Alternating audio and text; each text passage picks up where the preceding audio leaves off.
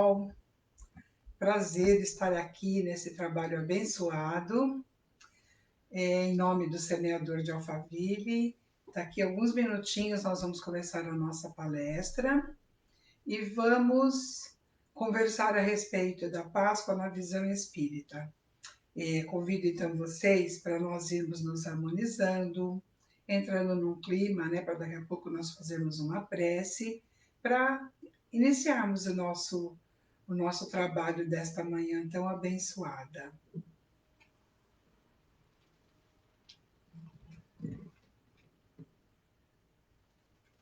É sempre um prazer, né? A gente fica aqui fazendo o trabalho, imaginando as pessoas que estão aí do outro lado, estão presentes conosco. Então dá uma curiosidade boa, né? E uma alegria, porque tem pessoas que nós sabemos que estão aí, porque disseram para nós que estariam.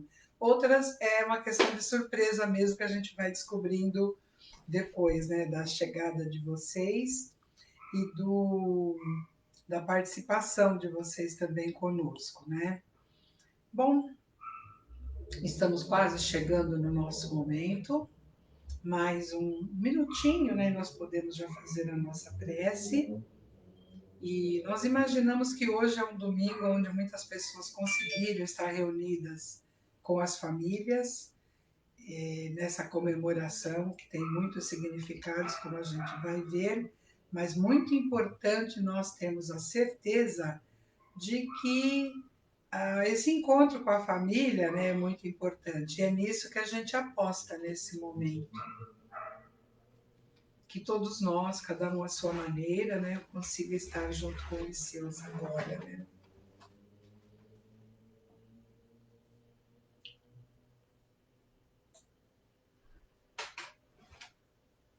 E nesse momento, nós vamos então dar início, né, à nossa prece inicial. Nós vamos combinar que nós todos vamos entrar num clima de tranquilidade, dar aquela relaxada. Eu sempre gosto de pedir para a gente desacelerar um pouquinho, né? Tira o pé do acelerador, dá aquela acalmada. Vamos entrando nessa sintonia. E nós vamos então pedir a Jesus, que é o símbolo maior da Páscoa para os cristãos, pedir a Ele que ilumine o nosso dia, que abençoe esse nosso encontro. Pedir à Mãe Maria que nós possamos todos estar com o coração leve e doce, como é o coração dela, para que o nosso encontro seja profícuo, a nossa conversa, né, tenha bastante utilidade e que nós todos possamos, de fato, encontrar um ponto de reflexão nesse nosso momento de encontro, de conversa a respeito da Páscoa.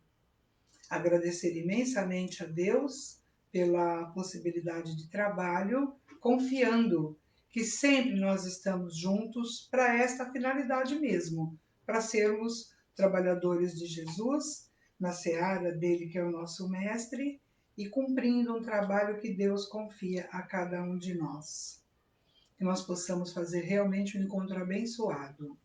Que assim seja, graças a Deus, e muito, muito, muito obrigada. Bom, pessoal, nós vamos conversar um pouquinho então sobre Páscoa e Espiritismo.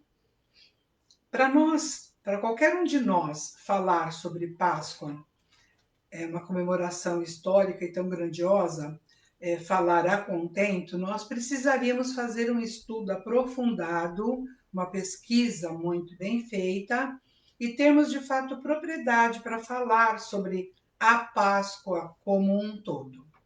Aqui no nosso caso, como o nosso foco é falar sobre a Páscoa na visão espírita, nós vamos apenas pincelar algumas questões históricas sobre a Páscoa e dar realmente o nosso foco na visão espírita sobre isso, que é onde nós, que somos espíritas, estamos aqui representando uma casa espírita, que é o Semeador de Alphaville, e na causa do Cristo, sob essa ótica espírita, então esse vai ser o nosso foco. Combinado? Bom, vamos lá. Nós temos a questão da visão da Páscoa, alguns momentos para pensarmos sobre ela. Num primeiro momento, nós temos que na Páscoa, com P minúsculo, a gente encontra nos dicionários e em alguns historiadores, quando ela é colocada com P minúsculo, ela diz respeito a uma comemoração de um período pré-mosaico, que era quando os povos nômades se reuniam e festejavam pela chegada da primavera e também pela fertilidade. Então, eles tinham esse costume, né, que até hoje muitas comunidades têm, de comemorar a produção, comemorar a terra fértil e também a fertilidade humana. Tudo isso numa grande comemoração, eles chamavam de Páscoa e é encontrado, então, com o P minúsculo, né? Num segundo momento, nós já encontramos em dicionários e em alguns historiadores a Páscoa com o P maiúsculo. Isso significa, tem a ver com o Êxodo, que é quando é uma festa anual que os hebreus comemoram, justamente a saída deles do Egito, a libertação da escravidão, que nós conhecemos como o movimento do Êxodo, bastante divulgado no Antigo Testamento. Tem alguns historiadores que discordam dessa visão de que a Páscoa seja a comemoração desse evento hebraico dos judeus. Alguns historiadores dizem que a Páscoa remonta de outros períodos, contam outras histórias, mas enfim, aquela que é mais conhecida e aquela que a humanidade vem seguindo é essa ideia da Páscoa judaica, comemorando justamente quando eles se libertaram da escravidão do Egito, né? Nesse sentido, essa Páscoa judaica, ela teve, nesse momento que eles comemoram, uma firme liderança de Moisés em duas situações. Uma delas foi quando, atravessando o Mar Vermelho, ele justamente levou o povo em libertação. Dizem também, uma curiosidade aqui, que não foi pelo mar que eles atravessaram. Dizem que eles atravessaram um lago muito próximo, que tinha bastante água, mas água na altura que todos poderiam passar sem nenhum risco. Mas ficou esta simbologia, esta alegoria de que Moisés teria feito abrir-se o Mar Vermelho. Então, de qualquer maneira, é nessa simbologia que há essa comemoração. Mas os judeus comemoram também justamente a formação da nação judaica, a organização religiosa deles, né? E isso foi coroado pelos 10 mandamentos. E os 10 mandamentos aconteceram por um fenômeno mediúnico. Moisés era um médium fantástico de efeitos mediúnicos, de efeitos materiais, e ele conseguiu muita coisa, mesmo essa travessia deles por aquele lago e várias coisas daquele período aconteceram pela mediunidade de Moisés, culminando então com o advento dos 10 mandamentos, que acabaram se tornando aí uma regra para a maioria, né, das religiões de cunho cristão. Então, são essas duas conotações que os judeus comemoram.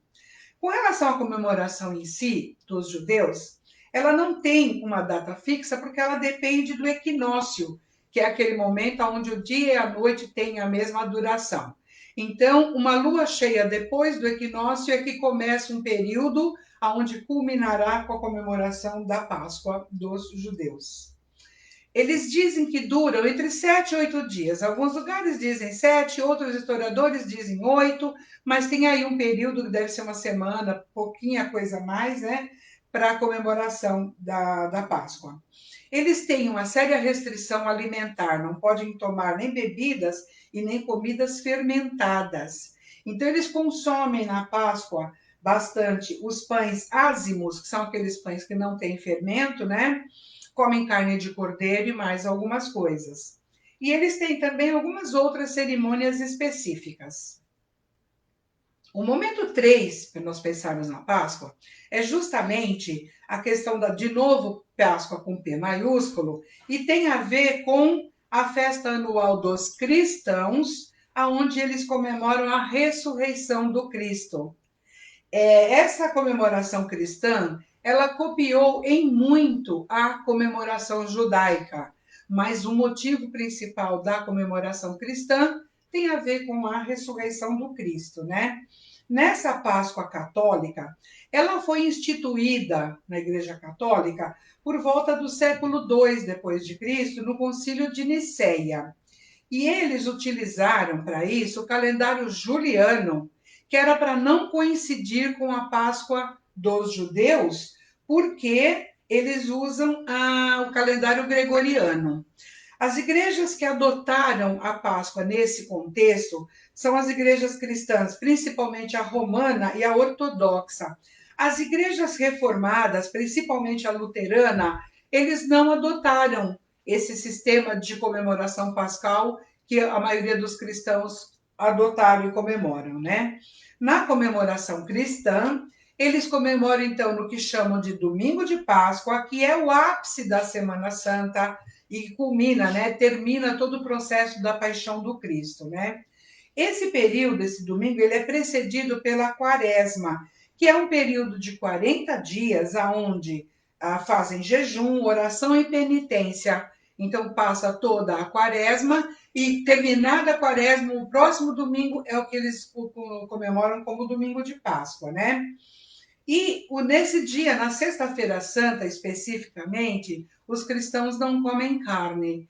É em respeito à carne de Cristo que teria sido, né, dilacerada, machucada, judiada. Então, em respeito a isso, não comem carne. E essas coisas a gente diz assim, pode ser que tenham alguns significados mais profundos, que, como eu disse no começo, um bom estudo, né, para aqueles interessados, vão descobrir coisas mais profundas. A nossa abordagem, como eu disse, é uma pincelada sobre o que é de conhecimento público, né? Aquilo que não requer aquele estudo maior, é só uma questão histórica, tá bom? E eles fazem também, os cristãos, outras cerimônias tantas, dentre elas eu destaquei os tapetes que eles fazem, tem muitos lugares que fazem esses tapetes na rua, com diversas simbologias cristãs, eles fazem com flores, com mato, feno, café, vários produtos que vão dando as cores que eles querem para compor o tapete, que é uma cerimônia maravilhosa, é muito bonito. Aqui perto de nós tem em Santana de Parnaíba que eles faziam. Esse ano passado e esse eu não sei se foi feito, eu não tive esse conhecimento. Mas normalmente eles fazem esses tapetes com muita primazia. E várias vezes a gente esteve lá curtindo a beleza dessa cerimônia. Com relação aos ovos, o que tem a ver Páscoa com ovo, né?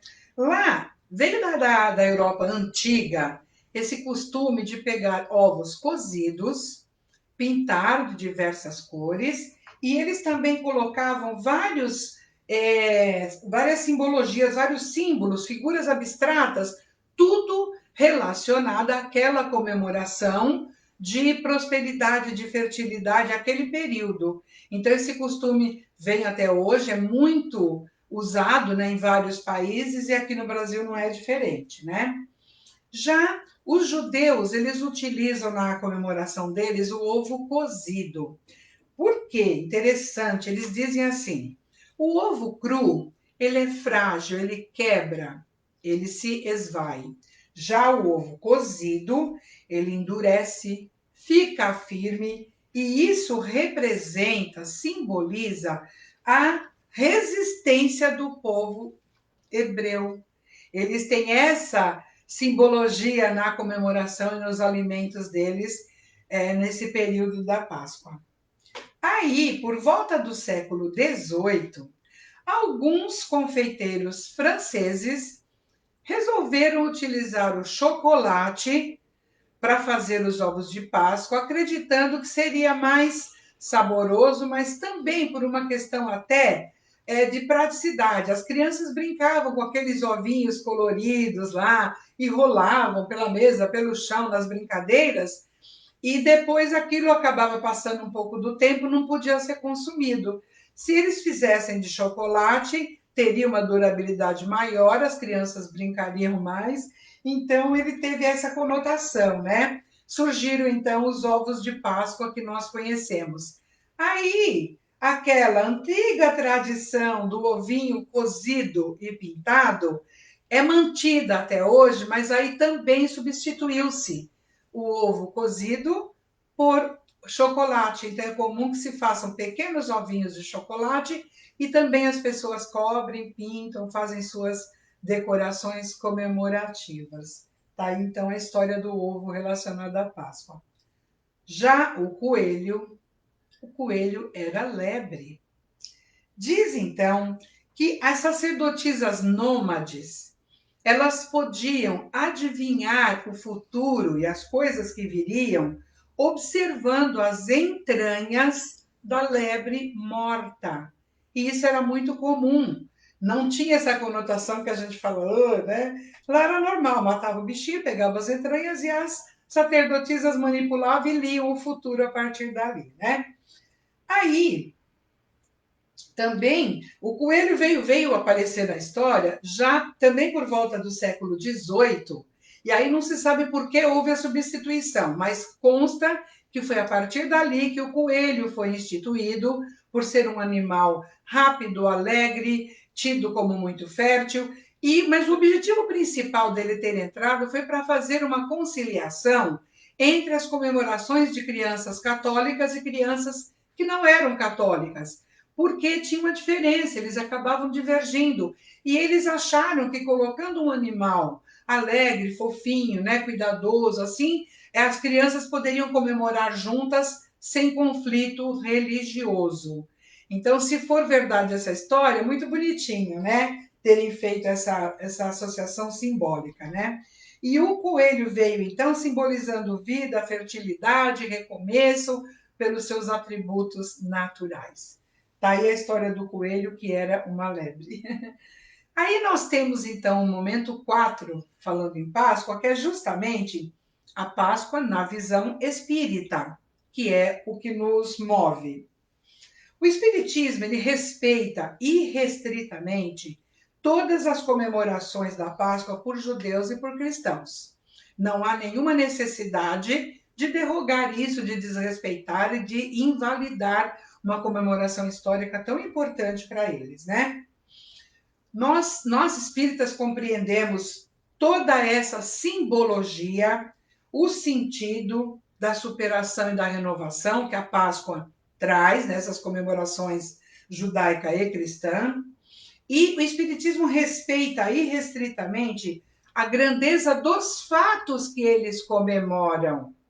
Porque comemorar um movimento de libertação de todo um povo, como aconteceu, e a chegada dos 10 mandamentos, comemorar a vida e a ressurreição do Cristo, como os cristãos, isso tudo é louvável, respeitado, e mesmo que se diga ao contrário, não é verdade que o Espiritismo não respeite isso.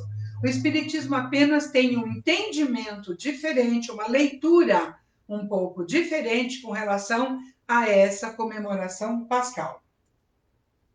Espiritismo, então, é uma doutrina baseada num tripé de ciência, filosofia e religião. E é sob essa ótica que o Espiritismo embasa tudo na sua doutrina, na sua divulgação, no conhecimento, né? E para a nossa vida que seguimos o Espiritismo. O Espiritismo não tem ritos. Muitas pessoas, uns estranham, outros questionam, outros criticam. Não há problema que as pessoas tenham suas interpretações a respeito, mas o Espiritismo não tem rito algum. Quando alguém disser que eu vou fazer uma cerimônia espírita para o meu casamento, não é bem isso, não vai ser uma cerimônia, não é um rito, será uma prece de recomendação. A mesma coisa quando alguém fala, eu sou espírita, convicta, mas eu preciso batizar meus filhos, porque eu não quero que meus filhos cresçam sem o batismo. Não há necessidade. Para nós espíritas, nós já estamos batizados e já somos de Deus desde o momento da nossa criação.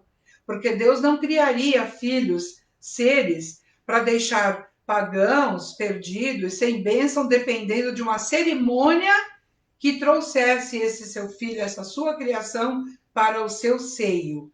É a nossa crença. Também o Espiritismo não adota, não segue nenhum dogma Nenhum. Porque o dogma, ele preceitua coisas que são colocadas como verdades precípuas, não são questionadas, não são questionáveis, é para acreditar, ponto final. E nós, espíritas, acreditamos e aprendemos com a nossa doutrina que tudo na vida tem explicação, tudo pode ser perguntado, questionado, e as respostas virão, porque Deus não deixaria nenhum dos seus filhos sem uma explicação, sem uma orientação. Então, também no Espiritismo não vamos encontrar qualquer dogma. O Espiritismo profetiza a fé raciocinada, que é diferente da fé cega. A fé cega é justamente aquela que diz que nós temos que crer por crer, precisamos acreditar e ponto final. E nós, no Espiritismo, aprendemos a raciocinar, a colocar tudo no crivo da razão, do entendimento, para que fique tudo melhor. É assim que nós acreditamos. Então, a fé que nós aprendemos a professar e a desenvolver nos nossos corações é a fé raciocinada, é a fé que pesquisa, que aprende a acreditar no coração e não no cérebro. Não é a fé que chega por aqui e tem que entrar para depois tentar descer. A nossa fé que nós acreditamos e professamos, ela nasce aqui e aí ela sobe para a coerência dentro do cérebro.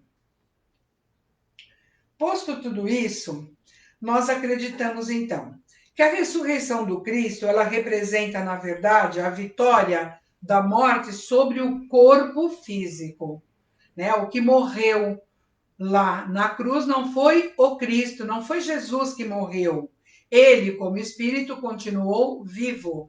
O que morreu foi a sua carne, foi o seu corpo. Então, quando se fala na morte do Cristo para nós, não é a morte do nosso mestre maior, é a morte do seu corpo, do corpo que ele usou enquanto aqui esteve conosco. A ressurreição do Cristo, ele ter voltado, aparecido 2 dias depois, isso na verdade atesta a imortalidade e a sobrevivência do espírito, só que em outro plano, exatamente como nós acreditamos. Morreu o seu corpo, que lá ficou, e ele ressurgiu, dando mostras e provas de que a vida continua. Muitas pessoas acham que morreu, acabou. Morreu, fica quietinho, dormindo, esperando o dia do juízo final ou algo parecido. O Cristo provou que não é assim. Morreu, a vida continua. O corpo fica e nós seguimos em espírito, crescendo, aprendendo, evoluindo, né? E também a vinda dele mostrou que o amor e a justiça, eles continuam regendo o ser, mesmo durante o que nós chamamos de morte, no além-túmulo. O amor e a justiça não cessam junto com a morte de um corpo físico. Então, após a morte, quando Jesus mostrou-se a Maria Madalena e aos seus discípulos, foi em corpo fluídico que ele o fez. É o corpo que nós espíritas chamamos de perispírito. É o corpo fluídico que dá moldagem, que encobre, envolve o espírito e permite que nós continuemos a vida no plano espiritual, com todos os nossos aprendizados, as lições, revendo amores, combinando retornos para fazer tudo melhor. Tudo isso acontece no nosso corpo fluídico, que é o perispírito, e foi nesse contexto que o Cristo mostrou-se a Maria e aos discípulos. Era ele em espírito envolto pelo corpo fluídico, que eles assim o viram.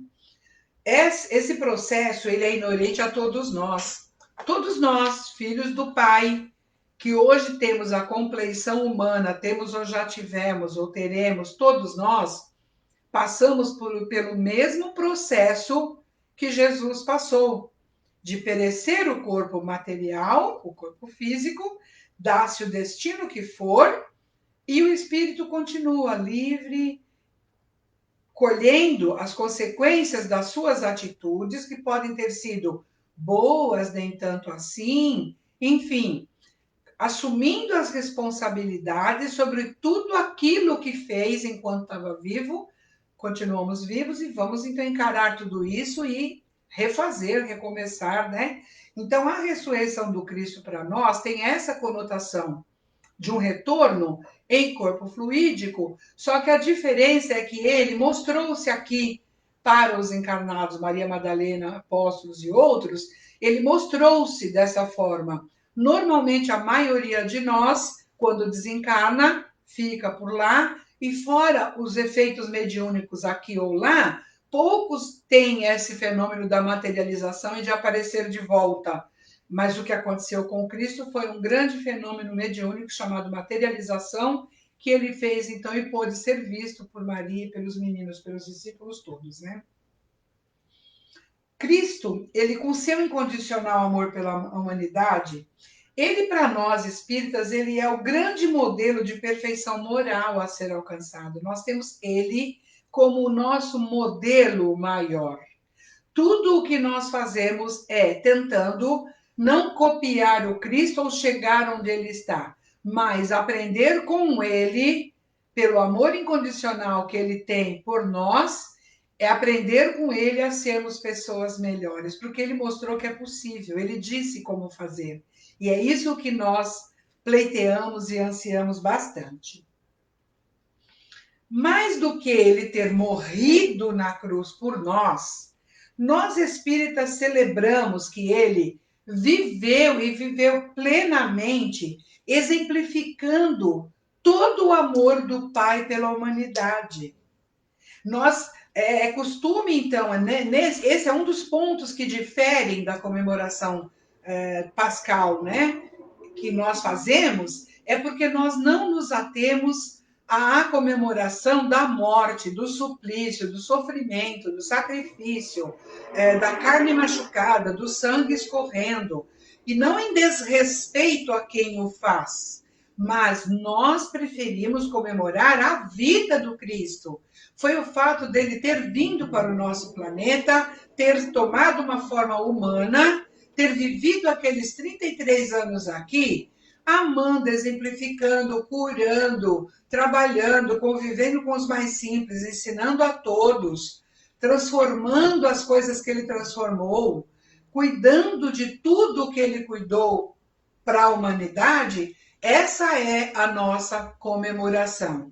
Então, fica bem claro assim que uma das diferenças que a gente colocou no começo é nesse sentido.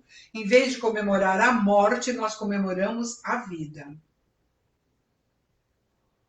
E aí tem uma dúvida que nós ficamos, né? A gente pensa, você prefere comemorar a cruz ou a vida?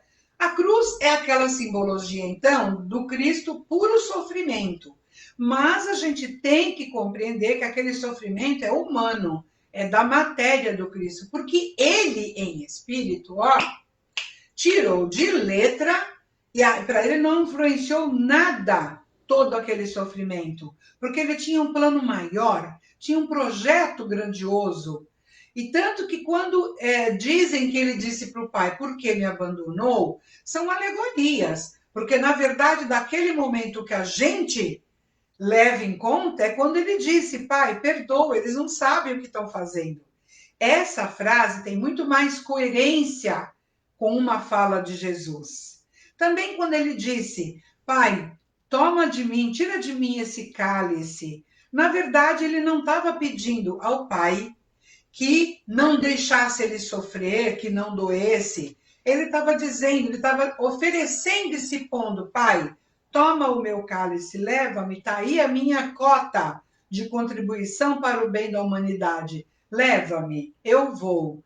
Então a gente tem uma interpretação um pouco também diferente dessas simbologias das falas do Cristo até naquele momento tão grande. Então, em vez de comemorarmos ou de lamentarmos ou de sofrermos e pensarmos naquela cruz, naquele sofrimento humano, nós preferimos cultuar essa imagem de um Cristo vivo, um Cristo dinâmico, e de preferência, como nós acreditamos, cuidando da terra, cuidando da gente.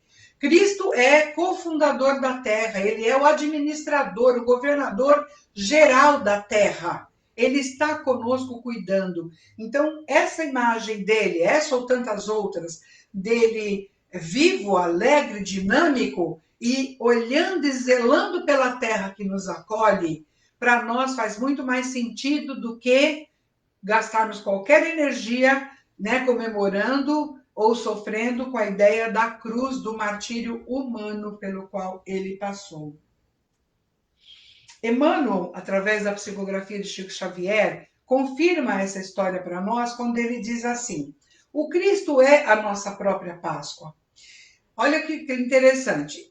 É bem como nós acreditamos. Cristo não morreu para nos salvar. Ele viveu para nos mostrar um caminho de salvação. É muito diferente, porque acreditar que ele tenha morrido e com aquilo ele tenha remido os nossos pecados é derrogar uma lei da natureza. Então eu faço e alguém paga por mim, eu me engano e alguém é quem assume a responsabilidade. Então, para nós espíritas, o Cristo não morreu ali para nos salvar. Ele teve uma vida inteira de 33 anos nos mostrando caminhos, formas, rotas de salvação. Como fazer para encontrar a salvação? E entendendo que salvação é reparação. Então não adianta alguém morrer por mim. Eu preciso reparar o que eu erro. Salvação é restauração, é recompor aquilo no que eu me enganei. É também refazimento, fazer de novo, dar nova forma, dar novos ares, é regularização de débitos. Enquanto eu não regularizo com o Pai e com a natureza e com a humanidade todos os meus débitos, eu não tenho salvação. Porque a salvação eu tenho que fazer pelas minhas próprias atitudes, reparando tudo o que eu terei feito que não foi legal. Aí é que eu terei um acerto, um lugar mais certo para a salvação. Essa é a nossa, que compõe a nossa crença. Tem alguns pontos comuns nessas comemorações de Páscoa, que eles dizem que é uma passagem sobre as dificuldades, sobre terrenos áridos. Esse é um dos significados da própria palavra lá em hebraico. Também tem a ideia de superação de dificuldades, uma esperança de uma viva regeneração, renovação e recomeço e resgate do amor cristão. Esses são alguns, tem outros, mas alguns dos pontos que são comuns às duas comemorações pascais, a judaica e a cristã. E nós aproveitamos então esse momento de comemoração pascal, com aqueles pontos comuns com os quais nós concordamos, para fazermos algumas reflexões. E nós temos que pensar, refletir muito sobre a vida que Jesus teve aqui na Terra e o, aspas, sacrifício que ele fez por nós. Porque, na verdade, o que ele fez por nós, seguindo aquela trajetória, chegando ao sacrifício da cruz, mostrando para nós todos que nós não podemos abandonar os nossos projetos, que nós precisamos ter começo, meio e fim, todas as nossas atitudes, assim como na nossa vida também. Tem o começo, a gente cresce, amadurece, tem o miolo ali que é o meio, a gente amadurece e caminha para o término, não o fim, mas para o término. E tudo isso nós temos que cumprir a nossa trajetória direitinho. Ele deixou esse modelo para nós. Façam assim. Então, quando nós pensamos e refletimos na Páscoa sobre toda a vida do Cristo, a vida, e sobre o sacrifício que ele terá feito lá na cruz, é nessa ideia de trabalho completo, com começo, meio e fim. Porque ao Cristo, com seus poderes, ele poderia realmente ter fugido deste suplício, né? Mas jamais ele o faria, porque como que ele exemplificaria para nós que nós temos que terminar os nossos projetos, dar cabo das nossas obrigações, fazer bem feito do começo ao fim tudo aquilo que nos cabe. É essa simbologia que nós lemos, né? Temos que refletir também sobre o caminho de autoiluminação que ele nos deixou. Porque o Cristo foi o tempo inteiro exemplo de luz, tanto que ele disse: eu sou o caminho, a verdade e a vida. Então, ele deu aí uma trilha para nós. E isso nos leva, se nós conseguirmos, e nem sempre a gente consegue, mas se nós atingirmos a capacidade de fato, seguirmos Jesus como caminho, verdade e vida, nós estaremos, então, fazendo a nossa autoiluminação. Estaremos, então, fazendo brilhar a nossa luz, como ele próprio recomendou. Fazei brilhar a vossa luz. São palavras dele. E para nós fazermos isso, ele deixou um roteirinho aí para nós, né? Uma outra reflexão é sobre a trilha segura que ele deixou para a nossa evolução, para que nós possamos melhorar o planeta. Nós recebemos de presente esse planeta, né? Lindo, maravilhoso, azul, e puseram assim nas nossas mãos, ao nosso dispor, para vivermos aqui. E o que, que nós fazemos? Como que a gente está conduzindo a vida e a qualidade do planeta que nos abrigou? Então, essa trajetória com o Cristo, a nossa evolução, passa pela maneira como nós tratamos o planeta e quanto que nós ajudamos o planeta a melhorar e a evoluir. Outras reflexões, né? Quando nós celebramos a nossa Páscoa, nós desejamos fraterna e ardentemente fazer todo o bem que esteja ao nosso alcance. Todo bem. Nós não podemos fazer o bem meia boca como a gente faz, né? Mais ou menos. Nós temos a obrigação de sermos inteiros e intensos. E quando pensamos em comemorar uma Páscoa, a nossa Páscoa passa por isso, é fazer o bem o tempo todo. O bem, como está bem dito, que esteja ao nosso alcance. E não dá para nós compararmos, eu faço isso aqui e é legal, mas fulano faz tanto mais, mas talvez tenha alguém que faça mais, tanto mais ainda do que este fulano.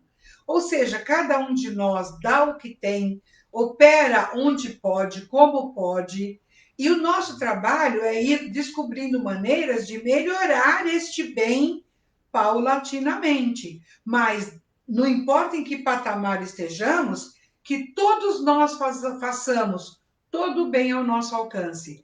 E fazer o bem sempre leva-nos a fazer um perdão mútuo.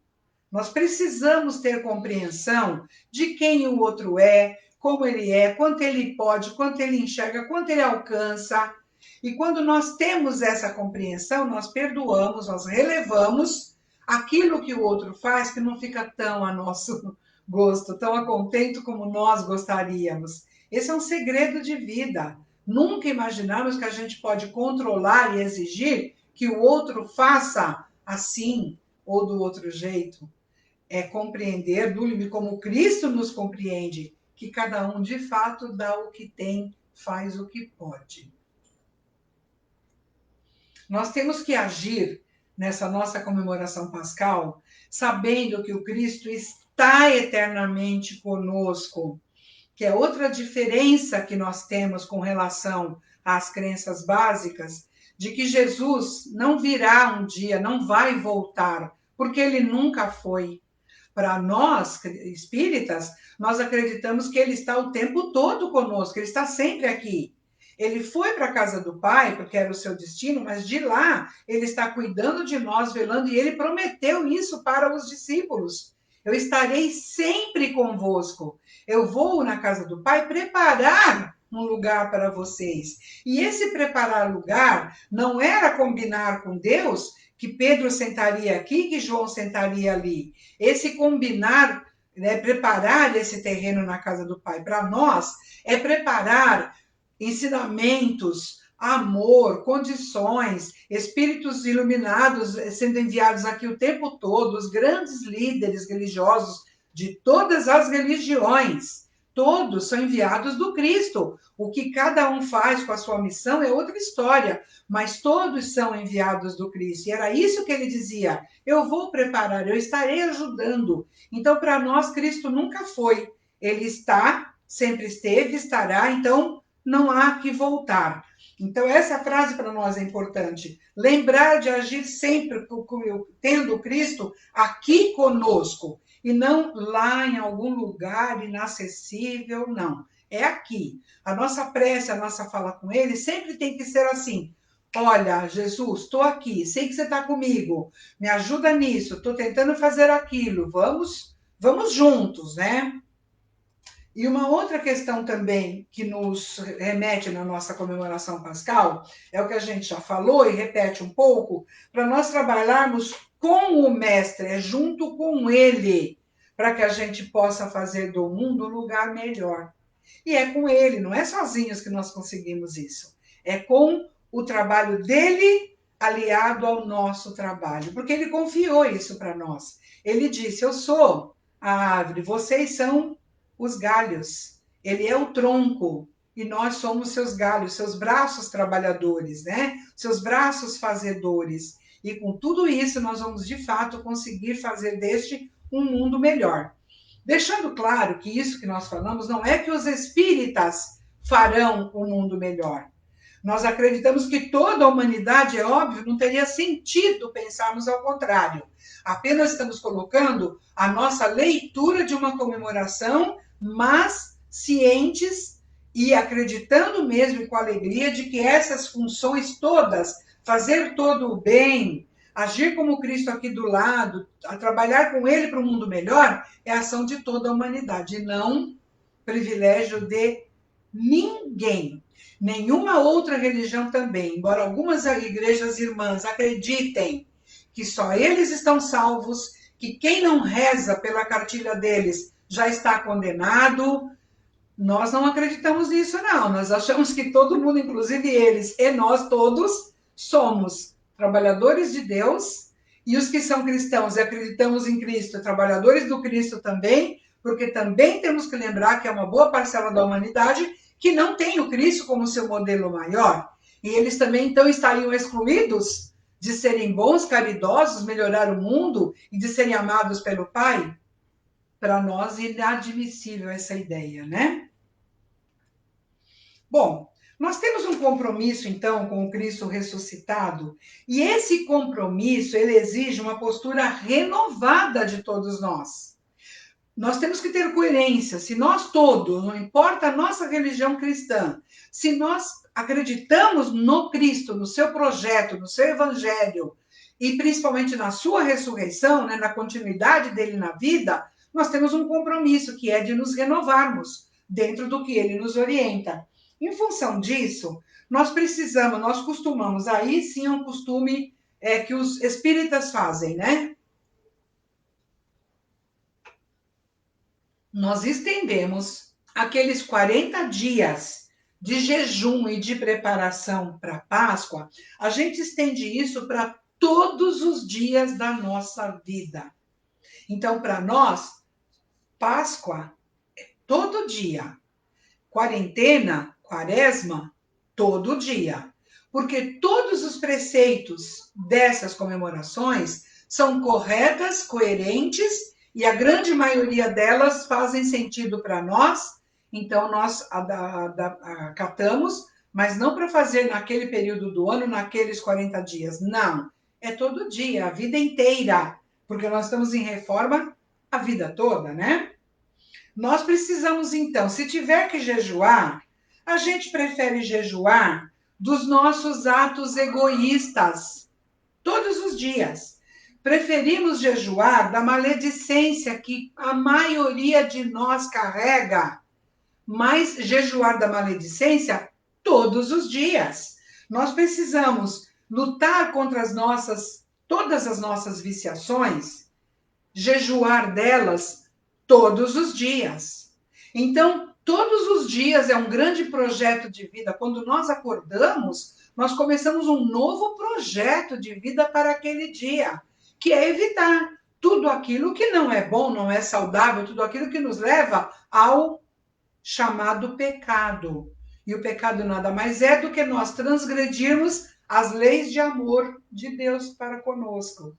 Então, nós usamos a simbologia, mas para nós é todo dia, é toda hora. Não tem um período no ano que a gente para fazer isto. Jesus gravou nos nossos corações e na nossa mente a sua grandiosa missão.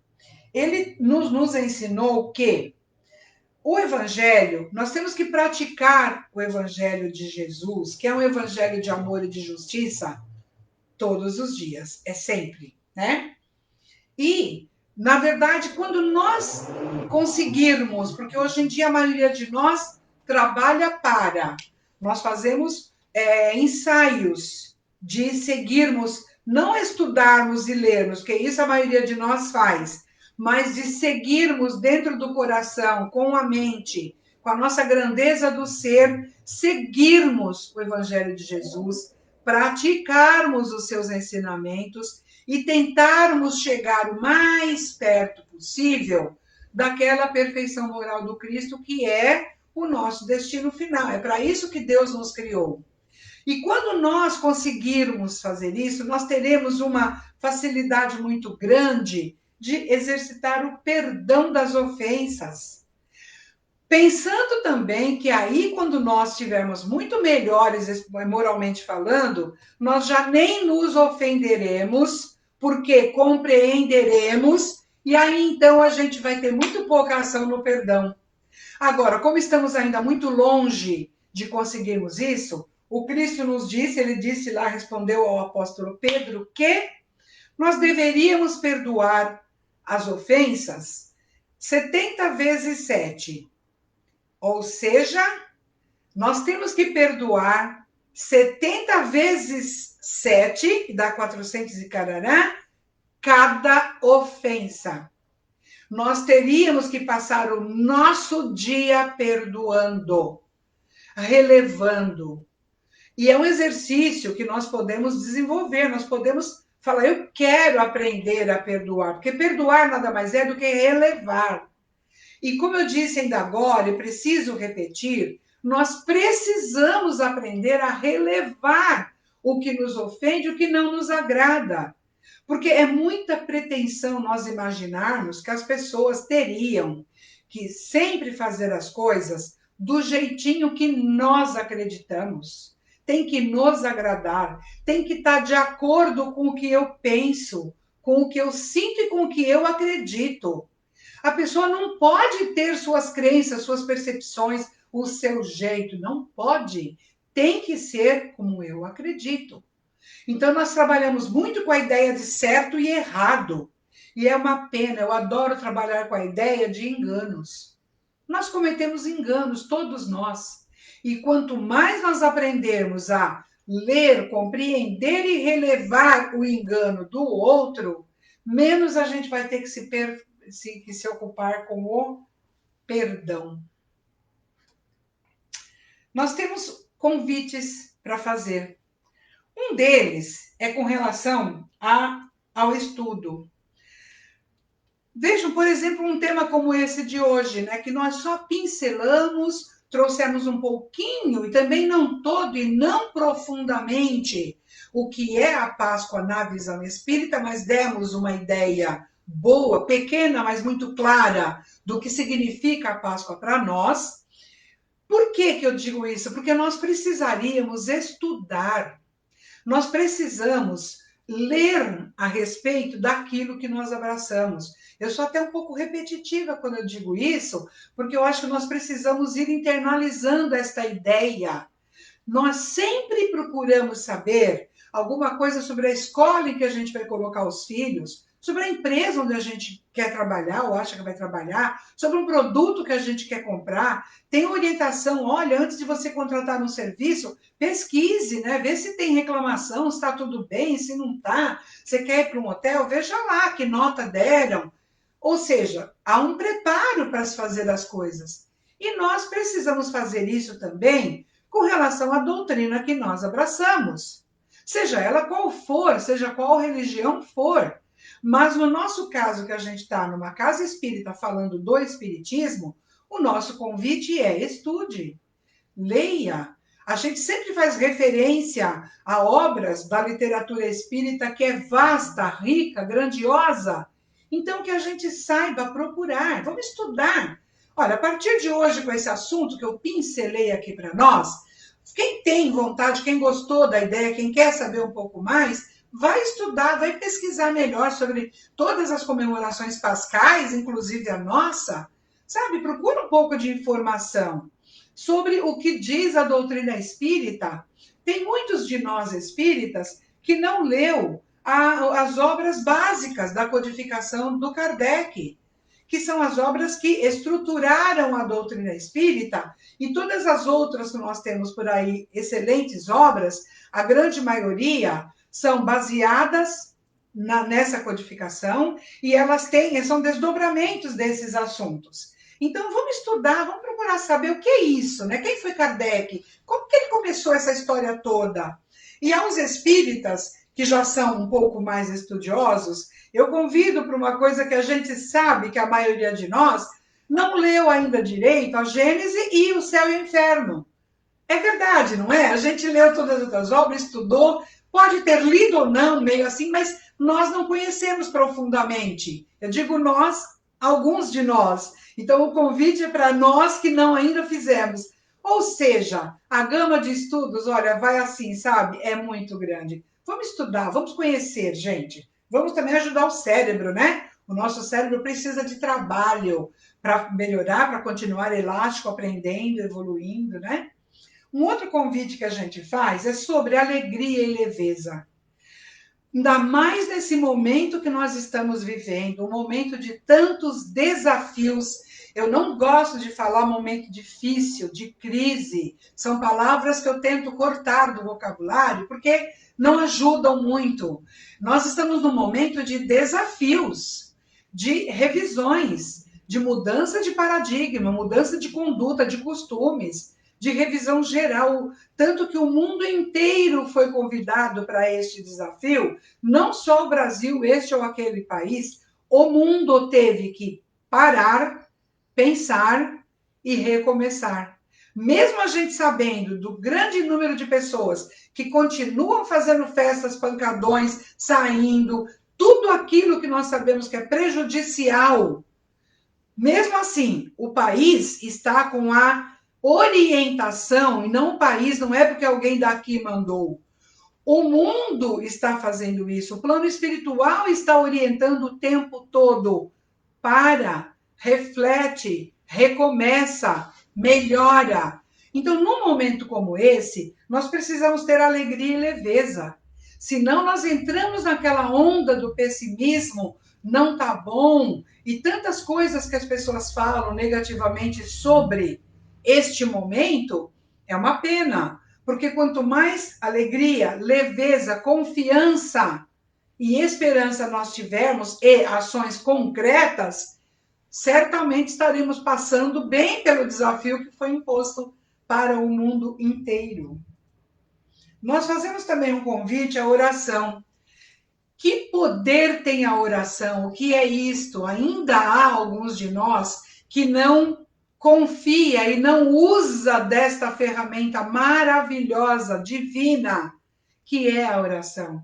E quando a gente fala se colocar em oração, nem sempre e não necessariamente seja uma prece fantástica, colocada, bem posta. A oração, ela é no dia a dia. Tá varrendo a sala aqui, já conecta. Fala, meu Deus, obrigada pela minha casa, pelo meu trabalho, pela minha vida. Continua. Foi buscar filho na escola, ai meu Deus, muito obrigada porque meu filho está estudando, eu pude levar e buscar.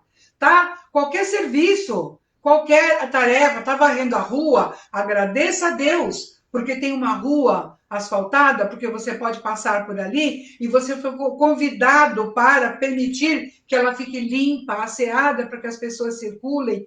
Ou seja, isso não é demagogia. Isto é você acreditar que você está no lugar certo, fazendo um bom trabalho, e a prece pode ser em todos esses momentos. Na dor, eu estou com uma dificuldade muito grande, e é mais trabalhoso da gente lembrar de rezar e agradecer quando tem algum problema, mas tenta lembrar, meu Deus, obrigada, me faz entender o que é esta doença, esta dificuldade, essa situação, me ajuda a compreender para eu sair daqui melhor. É isso, a prece realmente é a nossa maior ferramenta divina.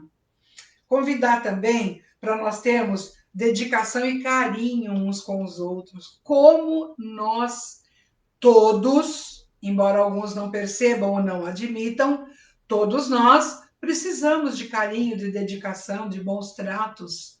Então, que a gente lembre de oferecer isso às pessoas e de saber receber também, porque muitos de nós não sabem. Quando vai receber um carinho, a gente fica meio refratário, né? Então, dedicação e carinho são palavras de ordem para o nosso bem-estar diário. E temos também, então, um último convite, que é sobre o amor. Nós temos aqui a palavrinha do amor universal, que é a exemplificação maior que o Cristo trouxe para nós, é sobre o amor universal. É isso que ele veio nos ensinar. Nós ainda não sabemos do amor universal, do amor incondicional. Não sabemos. Nós sabemos do amor. Nós já aprendemos um pouco sobre amar. Então, não importa que a gente não saiba ainda sobre o amor incondicional e sobre o amor universal. Não tem problema. Nós já sabemos um pouco. Vamos então desenvolver e utilizar e viver e pautar as nossas atitudes diárias no amor. Eu estou muito contente, eu vou agir com amor. Eu estou mais ou menos com amor. Eu estou muito zangada, está tudo muito errado. Ok, eu vou agir com amor, eu vou fazer a minha parte. Ou seja, sem soberba, mas com muita certeza no coração de que é o amor quem vai nos levar ao ápice da nossa evolução moral e finalmente chegarmos ao Pai. Queridos, terminamos aqui o nosso bate-papo e nós vamos então agora eu convido para nós fazermos a nossa prece de encerramento. Prece de encerramento, eu gosto muito dela. É o momento onde nós pedimos a Deus que a gente consiga colocar em prática um pouquinho do que nós estudamos, do que nós vimos. É pedir a Deus que a gente faça valer esse tempo que nós estivemos conversando, que ele se transforme em ações de amor. Então, nesse contexto, eu convido vocês para nós, de novo, né, dar aquela desaceleradinha da emoção, do assunto, acalmar o coração, acalmar a mente, para nós nos conectarmos, nos reconectarmos com Deus, nosso Pai, para nós recebermos dele todas as graças, todas as bênçãos para o nosso domingo de Páscoa, para que nós possamos fazer valer o amor dele por nós, a vida de Cristo para nos ajudar e nos ensinar, para que a gente possa fazer valer tudo aquilo que nós recebemos do alto sempre. Agradecendo pela vida, a Deus Pai, pelo dom da vida. Agradecemos a Jesus pelo seu evangelho, que é o nosso exemplo de conduta, de moralidade. Agradecemos imensamente por merecermos esta oportunidade de vida aqui na Terra, neste momento. Nós sabemos que há tantos espíritos querendo encarnar, precisando da experiência da Terra para reparar enganos, para reaprender a amar, para reparar tudo aquilo que não fez bem. E nós temos essa oportunidade agora, estamos aqui. Então, este é o nosso momento de exercitarmos tudo o que o Cristo nos ensinou pelo seu Evangelho, para nós colocarmos em prática todo o amor que Deus nos ensina, para nós respeitarmos a natureza, o universo, respeitarmos o nosso planeta, mas principalmente para nós respeitarmos os nossos amores, as pessoas que estão na vida conosco, aqueles que estão mais próximos, aqueles que estão um pouco distantes e até aqueles que estão muito distantes, mas que nós possamos deixar no nosso coração o lugar guardado para cada pessoa que tem a ver conosco, cada pessoa que participa da nossa vida de alguma maneira, e que nós tenhamos uma parcelinha deste amor universal para as pessoas distantes que não têm a ver conosco diretamente, pelo menos, mas que nós então possamos pautar o nosso dia de Páscoa e assim também tentar fazer no nosso dia a dia que o amor fale mais alto, que a revisão dos nossos enganos esteja presente, que possamos relevar sempre o engano do irmão e que nós possamos, acima de tudo, confiar que há um planejamento maior, que Deus é o nosso Pai e que Jesus é o governador da terra e o comandante da nossa vida.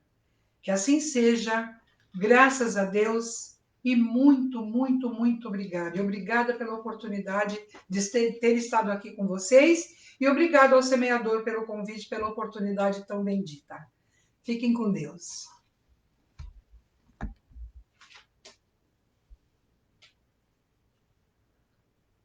Encerrou?